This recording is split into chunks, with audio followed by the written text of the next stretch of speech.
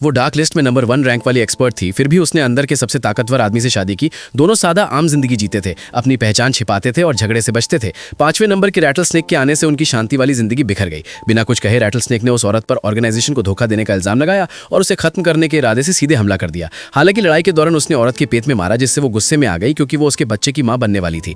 बदकिस्मती से उसका पति घर पहुंच गया और उनकी बातें सुन ली। अपनी पत्नी और बच्चे के डर से उसने बिना सोचे समझे दरवाजा खोला और पूछा कि क्या कोई दोस्त आया है। औरत को डर था कि वो अपने पति को फंसा लेगी, इसलिए उसने उसे जोर से थप्पड़ मारकर बाहर निकाल दिया और दरवाजा जोर से बंद कर दिया। उस आदमी ने उस थप्पड़ की ताकत को महसूस करके ये नतीजा निकाला कि उसकी पत्नी कोई आम इंसान नहीं है। अंदर लड़ाई की आवाजें सुनकर और उनकी बातचीत से ये साफ महसूस करके कि उसकी पत्नी गंभीर रूप से घायल है, उसने तुरंत एक पत्थर उठाया और रैटल स्नेक को जानलेवा वार करने का इरादा किया। वो खिड़की के पास गया और पूरी ताकत से पत्थर फेंका। पत्थर से शीशा टूट गया और सीधे काले कपड़ों वाली औरत पर जा गिरा, जिससे वो गिर गई। फिर उसने बिना सोचे समझे दरवाजा खोला, अपनी घायल पत्नी को उठाया और कहा, क्या तुम इस बारे में बात नहीं कर सकती? तुम्हें लड़ने की क्या जरूरत थी? जैसी उसकी पत्नी उसका खून पोंछने वाली थी, उसने कहा, दादाजी आपने क्या किया? उसकी बात पूरी होने से पहले काले कपड़ों वाले आदमी ने हमला करने की कोशिश की, लेकिन औरत ने तुरंत रिएक्ट करते हुए उसे थप्पड़ मार दिया। उसे एक तरफ धकेलते हुए काले कपड़ों वाले आदमी ने यह देखकर कि वो अब हावी नहीं हो सकती, जोर से एक कड़ी धमकी दी और गायब हो गई। औरत उसका पीछा करना चाहती थी, लेकिन उसके पति ने उसे समय रहते रोक लिया और कहा कि वो अपना ख्याल रखे, वो बस हट सकते हैं। क्योंकि उसकी पत्नी प्रेग्नेंट थी, इसलिए वो आदमी उसकी पहचान पर सवाल नहीं उठाना चाहता था और उसने कहा कि वो उसकी बात सुनेगा। अगले दिन दोनों ने मिलकर अपने नए घर में रहने का काम किया।